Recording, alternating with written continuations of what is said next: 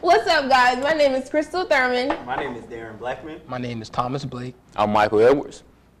And we are here to discuss the 1989 Spike Lee film, Do the Right Thing. The film stars actors such as Martin Lawrence, Ruby Dee, Spike Lee, of course, Samuel L. Jackson, and Bill Nunn. Guys, we know what impact this movie has. We saw the movie. Tell me how this movie made you feel, though. It definitely relates to what's currently going on today in America as it relates to racial profiling and social injustice, racism, things of that nature. It addresses race relations and how all the different races are present in the movie and represented. Well, to me, it kind of relates to the things that we go through, daily. As an African American male, we always face with the topic of do the right thing. The title itself of the movie. We always have to make sure we do the right thing because that one mistake can cost us our life, or even worse. So. Okay, so if you watch the film, tell me.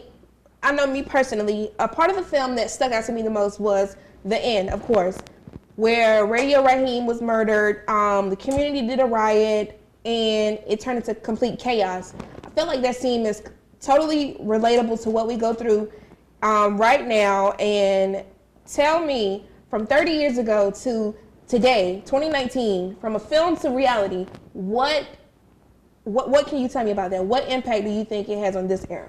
I feel like it's still relevant today because recently we had a similar case where Eric Gardner was killed in the same fashion. Right.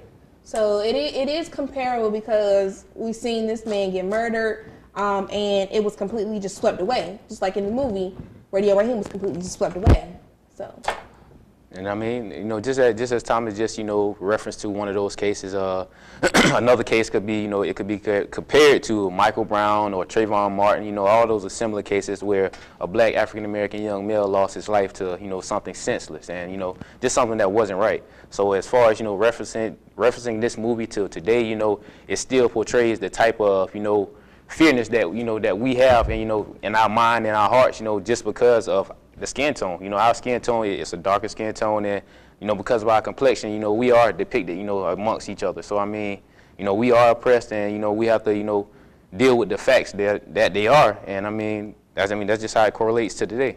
And when those incidents did happen, a lot of African Americans gathered together to try to find justice or whatever for those cases. Like the Black Lives Matter movement started. Okay. So tell me. Being black men, I know myself being a black woman, I have a dad, I have brothers, I have a fiance. I fear for these men going out every day because I know myself I have a phobia of cops.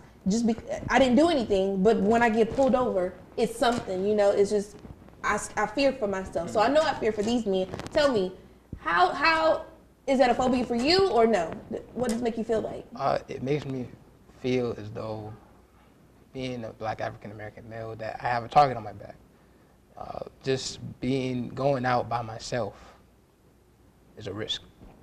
I mean, definitely, just as Thomas just said, as a black male, I fear, traveling, long distances at night, whether I'm going from, point A to point B, I actually keep a small lamination of, little wallet to put my license and put my registration in so that I won't have to reach, here or there, to get the police officer thinking, oh, maybe I'm reaching for a gun, or maybe I'm trying to reach and hide, alcohol or drugs or whatever the case may be, But I feel like, we shouldn't have to go through those type of situations. I feel like, my mom shouldn't have to call me every time, and be like, hey, you seen this happen on the news, make sure you be careful when you're watching yourself when you go out at night, make sure, you're not going through, turning down dark alleys, just simple things like that. I feel like we shouldn't have to go to as a race because I feel like we're the only ones that go through that. I don't feel like, not trying to be racial, but I don't feel like as, an African American, a white person's mom is telling them, before they leave house, be careful, you don't want the police to shoot you or, feel threatened as that, as well as, a black African American young male, we feel that way. I mean, I know I do. My mom tells me the same thing, like all the time. Because it's scary out there, like with all that's going on. You never know if you do get pulled over, you never know how far it's going to go. Like, you don't know what's going to happen. So it definitely is scary, and you have to take those precautions. Okay, so tell me, we all watched the film. What scene from that film really stood out to you the most? Okay, the scene where Mookie is at home with his sister and she is complaining to him about the fact that he has not found a place to live outside of where they're staying, and the fact that working at Sal's has not provided him with a salary that can really help him better their situation. The part of the movie that kind of hit home for me, again, as we just talked about it being a black male, would be, as you touched bases on earlier, the end of the movie where, Radio Raheem lost his life. And I mean, that part of the movie, it just, it kind of hit me to my heart. I was sitting there watching the movie and I'm just like, dang, I've seen the movie before, but, just seeing it again, the reoccurring event is just like, dang, man, those same type of events, continue in our society every day, whether it goes from, again, as I said, Michael Brown and, the similar cases as you stated as well. I mean, I just feel like, we're trapped in a society where, we're kind of being conformed against each other, and, we're tearing ourselves down and then being brought down by them. So, I mean, at some point, there's got to be a compromise. I would say the ending, too, because we've had a case here in South Carolina where a black man was killed by a police officer. I completely agree. I mean, the entire film was just touching, period. Like, from this man hopping to find a job to living with his sister, her taking care of him. It kind of showed, like, in a way, it showed how black men are unable to kind of take care of themselves, in a sense. Like, somebody is always taking care of you, basically. And in the end, it's like, okay, I'm tired of people trying to take care of me. I got to do what I got to do, because in the end, you seen where he was like, look, Tina, I got to go out here and get this money because I got to do what I got to do, So I feel like the whole movie kind of just, touched me a lot. But because I have to be the oppressor here, I just have to say it. Like, do you feel like sometimes black people kind of cause these things on themselves? Not saying that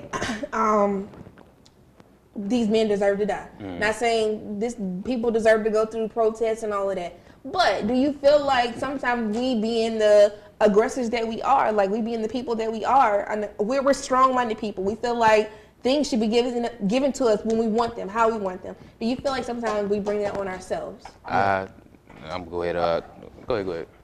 I feel as though we do, because even though we're removed from slavery, we're not removed from slavery in the mind. A lot of people will have that crab in the barrel mentality where they bring each other down and feel as though that no matter what, they can never achieve anything, because the man, the white man, always those obstacles in their way.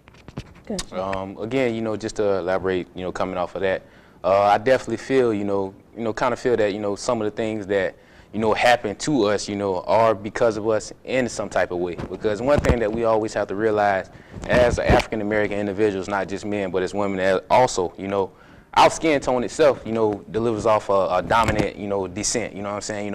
When we walk into a room, the environment may shift, versus, we may feel comfortable walking to a room full of African Americans, but, a room full of Caucasians or, other minority races, they may feel different, versus, walking into that room, So, I mean, I do, again, as you said, I feel like, some of those things, are brought upon by ourselves, as far as, Radio Raheem and, I keep forgetting guy's name.